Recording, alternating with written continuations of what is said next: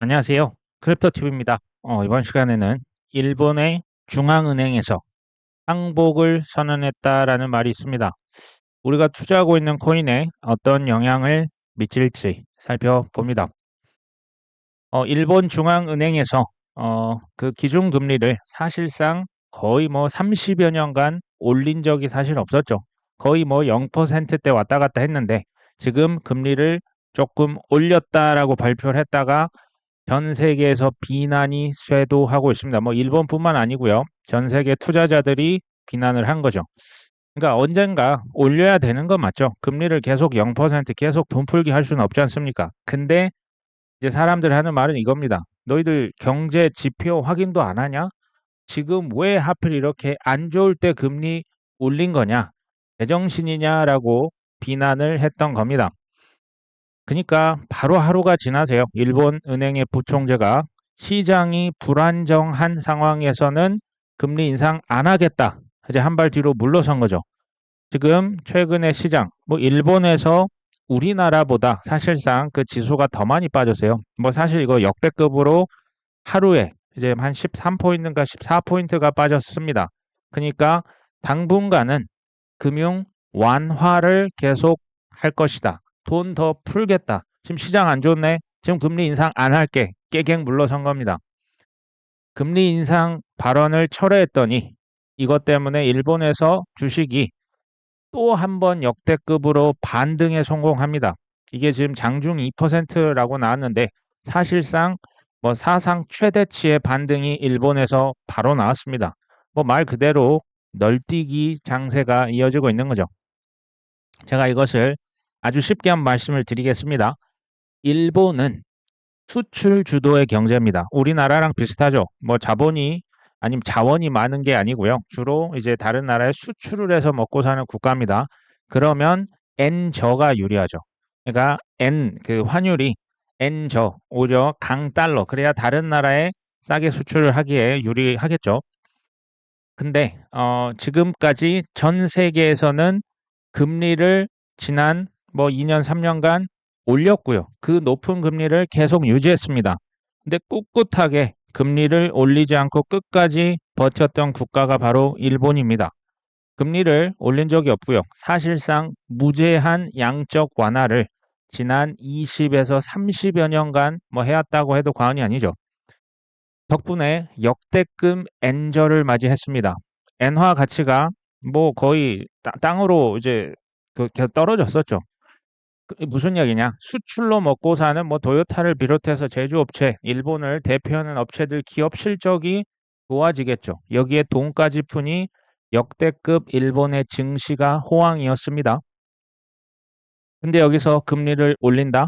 이렇게 되면 이제 N저가 사라지는 거죠. N이 점점 가치가 올라가게 되고요. QE가 사실상 중단된다는 것을 의미합니다. 돈 안 푼다는 얘기가 되겠죠. N캐리, 그러니까 이제 그 금리가 낮았던 엔화를 빌려서 다른 나라, 미국, 유럽의 자산에 엄청 투자를 해놨는데 그게 갑자기 이제 청산을 당하는 거죠. 그 빌린 돈인데 이제 이자 갚아야 되지 않습니까? 근데 엔화가 올라가면 큰 일을 당하는 거죠. 그래서 사실상 거의 발작 수준의 증시가 폭락을 했던 겁니다. 근데 혹자는 이렇게 얘기하실 수 있습니다. 겨우 금리를 0%에서 0.25%, 0.2% 정도 올린 거 가지고 이거 너무 호들갑 떠는 거 아니냐? 그럴 수 있죠. 근데요, 국가 부채, 전 세계에서 압도적인 1위가 어딘지 아십니까? 바로 일본입니다. 일본 전체 GDP, 그러니까 1년간 생산한 모든 이제 그 재화 서비스의 양의 거의 2배 반, 그러니까 200에서 300%의 국가 부채를 갖고 있는 데가 일본입니다. 그만큼 빚이 많고요. 그만큼 돈을 많이 찍었기 때문에 0.1%, 0.2% 올리는데 전 세계가 흔들흔들 할 정도입니다. 이게 얼마나 심각한지 이해가 되시겠죠? 예전부터 그런 일본을 주목하라고 했던 여러 사람 중에 한 명이 바로 아서 헤이즈입니다. 이 아서 헤이즈는 일본의 중앙은행이 굴복한 것이다. 지금은 확실한 저가 매수의 시점이다라고 이제 모 방송에 출연해서 본인의 의견을 피력했습니다. 저가 매수할 시점이고 일본 중앙은행은 항복했다, 굴복했다. 그리고 또 하나의 메시지를 전합니다. 다음 주 중으로 미국 재무부에서 분기별 자금 조달 계획서를 발표한다.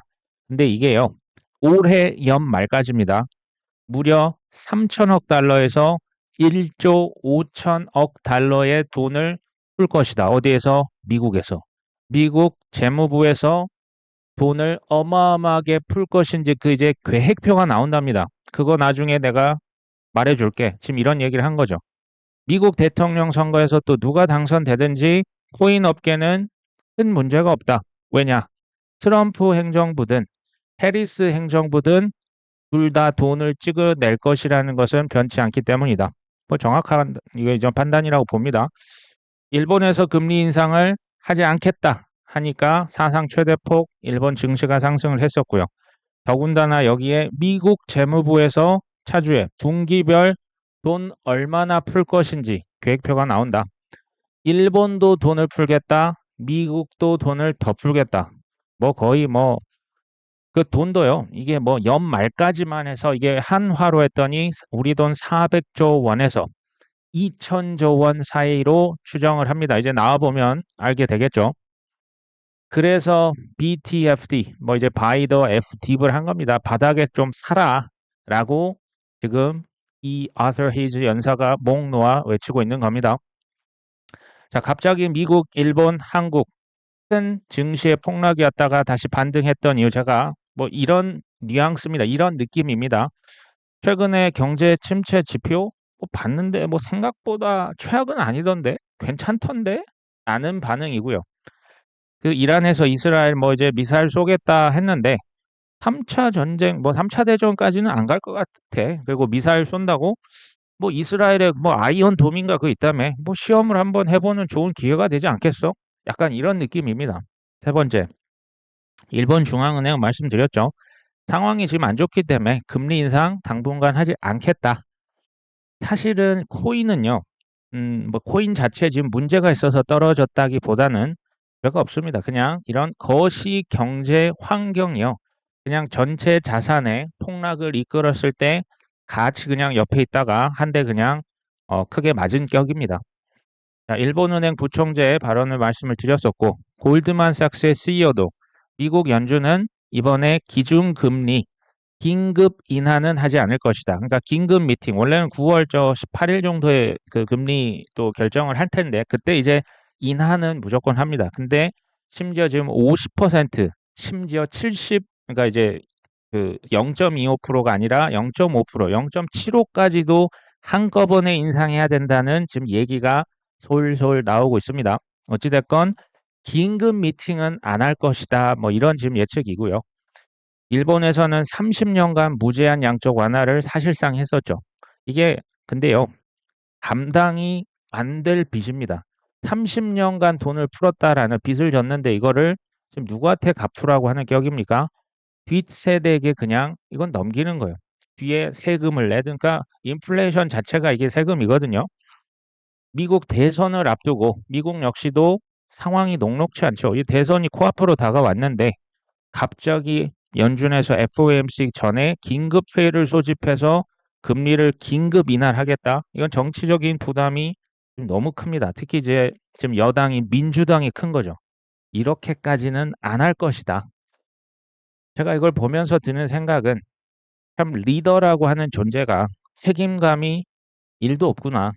이 빚이라고 하는 그러니까 이제 뭔가를 뭐 경제 구조를 뭐 튼튼하게 바꾸고 펀더멘탈을 바꾸고 뭐 이제 그 매출을 늘리고 지출을 줄이면서 건전하게 운영해 가야겠다. 뭐 이런 계획이 아니라요. 그냥 돈 찍어서 항상 해결합니다. 항상 그래 왔듯이. 그러면 이 부담은 일본에, 미국에, 우리나라에, 전 세계에 다음 세대, 우리 자녀 세대 이거 그냥 던져버리는 격입니다. 나만 아니면 되죠. 미 연준에서도 돈 찍으면요. 다른 나라에서도 돈을 찍을 수밖에 없어요. 그렇게 해야 살아남을 수 있습니다. 이제 뭐 다른 나라에서 그러니까 다 같이 인플레이션이 되는 거죠. 이 연준이 이게 수장격인데 이러고 있는 거죠. 코인과 주식이 그래서 오를 수밖에 없는 겁니다. 단 큰 폭락이 빚이 워낙 이제 어차피 감당이 안 돼요. 그러니까 폭락은 과도한 공포, 그러니까 이제 집 경매로 쌓이고 있지 않습니까? 지금 부동산 같은 경우도 그런 폭락과 소위 말하는 쓰나미는 주기적으로 앞으로도 발생할 수밖에 없을 겁니다. 폭스 비즈니스의 기자가 반암호화폐 성향의 미국 하원 의원이 예비선거에서 패배했다.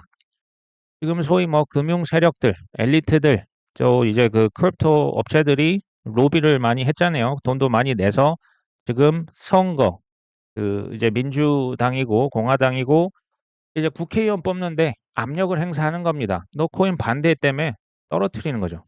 코인에 대해서 차라리 중도 있으면 입이라도 다물고 있으면 중간은 간다라는 지금 생각도 들죠. 이 와중에 그 세력들을 그냥 자기 할 일 하는 거죠.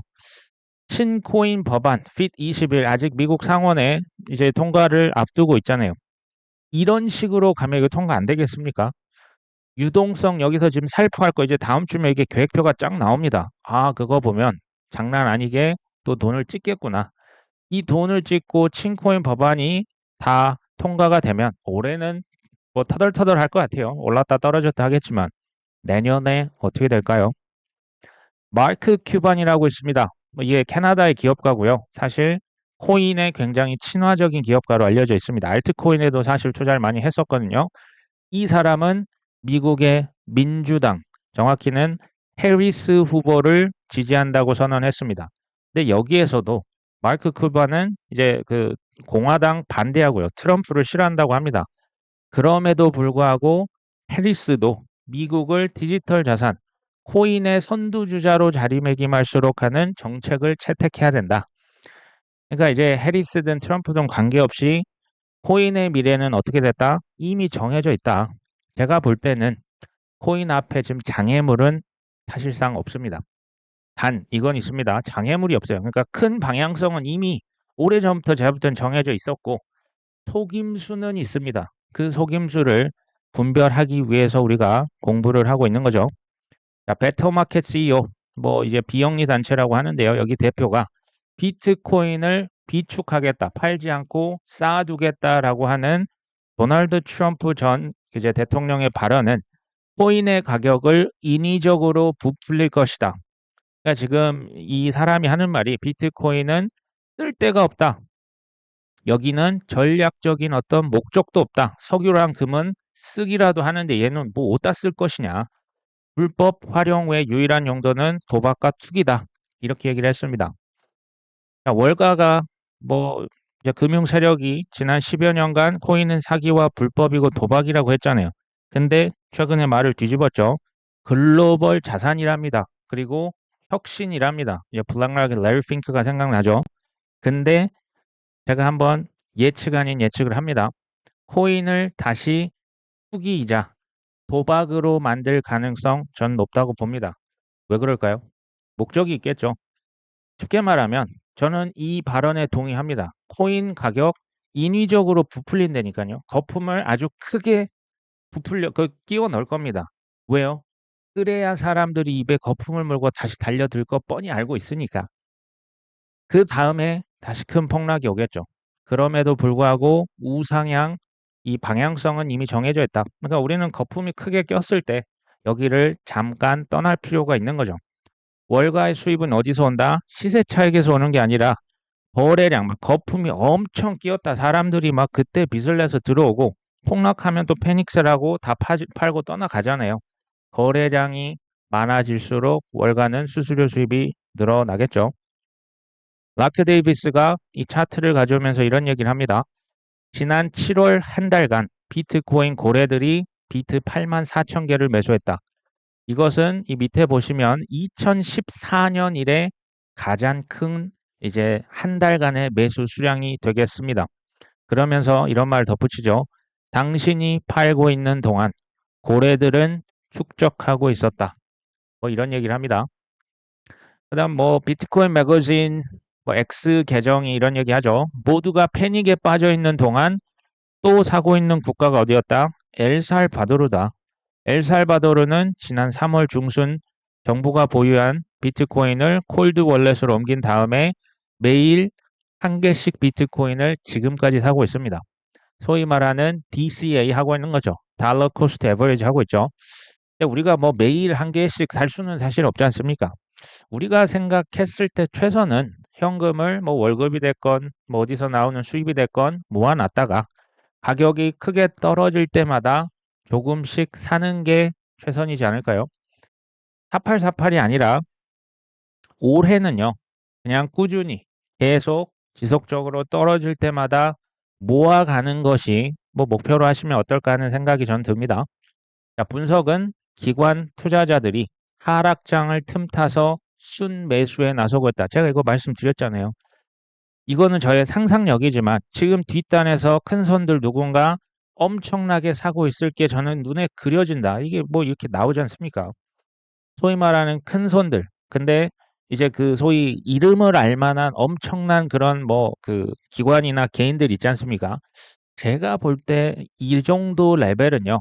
한 3개월 지나서 밝혀져요. 한 올 한 11월쯤 돼서야 가서 그 이름들이 나오지 않을까 하는 개인적인 또 추측을 해봅니다. 자, 고래들이 뭐 알리 마르티네즈가 트위터에서 이런 얘기하죠. 이틀간 동안 비트코인 3만 개를 샀다. 이게 우리 돈으로 하면 거의 뭐 2조 원이 넘어가네요. 자, 홍콩의 목스뱅크 인터넷 은행이라고 합니다. 여기에서 비트와 이더 현물 ETF 직접 거래를 지원할 예정이다. 그러니까 예전에 이제 미국의 ETF 그대로 갖다가 대리점 역할을 하는 거죠. 그거 팔겠다라고 했는데 이게 현실화되고 있습니다. 목스뱅크의 고객들은 이제 그냥 모바일 앱을 통해서 비트 이더 ETF 그냥 살 수 있게 된다. 크립토 TV라고 하는 뭐 저희가 운영하는 채널은요. 어제와 오늘 뭐 가격이 어떻게 됐습니다. 뭐 이랬으니까 내일 가격은 어떻게 될 것입니다. 뭐를 사십시오. 이런 거 말씀드리는 곳이 아니라고 저희가 그런 부분을 뭐 어떻게 드릴 수는 없고요. 저희가 계속 강조하는 거 이거요. 전 세계 돌아가는 대세 트렌드가 뭐냐? 방향성이 어떻게 정해졌냐? 저는 이게 훨씬 더 필요하다고 보고요. 좀 더 범위를 줄여보면 지금부터 약 5년에서 6년간 평생 벌 돈, 조금 심하게 과장하겠습니다. 자녀 세대들까지 벌 돈 앞으로 6년 안에 결정될 겁니다. 그만큼 지금 중요한 순간에 지금 우리 와 있는 겁니다. 비트코인의 장기 보유자들이 비트코인을 지금 몇 개 샀다? 무려 40만 개 비트코인을 축적했다. 무슨 일이 일어나고 있는 것 같아. 트위터를 제가 그대로 한번 캡처를 했는데요. 재밌습니다. I'm pretty sure랍니다. 난 정말 확신하는데 뒷단에서 뭔가 지금 일어나고 있는 것 같아. 나 지금 확신해. 왜냐하면 비트코인 지난 한 달 동안에만 40만 4,448개. 이거를 permanent 홀더는 이거 그냥 그 어떤 사람이냐면 단 한 번도 지금까지 이체 자체를 해보지 않은 지갑으로 이체 이동했다는 거예요. 이 사람들은 그러니까 비트코인을 지금까지 한 번도 옮겨 본 적이 없습니다. 그러니까 어마어마한 고래죠. 그 주소로 40만 개 이상이 갔다. 지금 마이크로 스트래티지가 한 23만 개 들고 있거든요. 거의 2배를 샀네요. 그러면서 하는 말이 한 1년쯤 지나면 뭐 밝혀지지 않겠어? 라는 얘기입니다. 그 1년쯤 지나면, 제 얘기죠. 우리 구독자 대부분은 부자 되지 않겠어? 라는 생각을 한번 해봤습니다. 마지막으로 이제 최근에 비트는 그나마 좀 나은데 알트코인 뭐 많이 떨어져 있죠. 실망하고 계실 분들이 있으실까 봐 한번 또 말씀을 드려봅니다. 이것은 이더리움 대비 솔라나 가격 차트입니다. 한눈에 보기에도 최근 좀 많이 올라와 있죠. 이더리움 대비한 솔라나 가격은 지금 최고치를 최근에 경신했습니다. 사람들이 왜 이더리움, 지금 ETF도 됐잖아요. 이더리움이 시총도 훨씬 높고 안전한데 왜 솔라나에 더 열광하고 있을까요? 심리는 결국 이런 거 아니겠습니까? 이더리움보다, 그러니까 이제 비트보다 이더리움보다는 솔라나 가격이 더 그래도 오르지 않겠어? 내가 같은 돈 투자하면 똑같이 지금 100만 원 투자하면 2배, 3배 갈 것보다 이더리움 한 3배, 4배, 솔라나는 뭐 5배, 6배 가지 않겠어? 결국 다 이런 심리 아닐까요? 비트코인 점유율 차트를 제가 자주 가져오는데 이게 되게 중요해서 그렇습니다. 뭐 벤저민 코인이라고 하는 트레이더는 비트코인 도미넌스가 60%까지는 도달할 것으로 예측을 했는데요. 뭐 갈지 안 갈지는 뭐 저도 모르고 사실 벤저민 코인도 모릅니다. 현재 이게 57%를 넘었다가 살짝 지금 57% 정도로 와 있는 거죠. 굉장히 높은 편입니다. 좀 갈 때까지 간 것 같은데 끝까지 지금 버티고 있는 모양새입니다. 뭐 마치 1년 전 강달러를 연상케 하고 있는데요. 자, 코인에 우리가 불장이라고 하면요. 일반적으로 알트코인 불장을 의미합니다. 이 알트 불장, 코인 불장은요. 비트코인 점유율이 이렇게 지금 올라가고 있을 때는 알트 거의 뭐 이제 잡코인 뭐 쓰레기 뭐 온갖 욕설을 하면서 다 떠나는 게 지금 시점입니다. 그래서 그런 거예요. 비트코인 점유율이 57%까지 올랐다는 얘기는 상대적으로 알트코인은 거의 뭐 박살이 났다는 얘기죠. 비트코인 점유율이 1년간 이게 1년간입니다. 1년 동안 떨어져요. 이게 뭐다? 이게 코인 불장을 의미합니다. 지금 시작했습니까? 비트코인 점유율이 폭락을 아직 안 했죠. 아주 꿋꿋하게 아주 버티고 있죠. 두 번째, 바나나 존 제가 예전에 그 업비트 창에서 말씀드렸던 기억나실까요? 반감기라고 하는 게 지나고 6개월이 지나고 보링 존이 끝나고 그때부터 바나나 존 시작하잖아요. 비트코인 점유율 폭락 아직 안 됐고요. 바나나 존 둘 다 아직 시작을 안 했어요. 아직 시작도 안 한 겁니다. 이해되십니까? 우리가 이거 매도 시점 뭐 어렵다고 하신 분들 이거 하나만 보셔도 저는 얼추 맞을 수 있다. 물론 이거 하나만 보시면 안 되겠죠.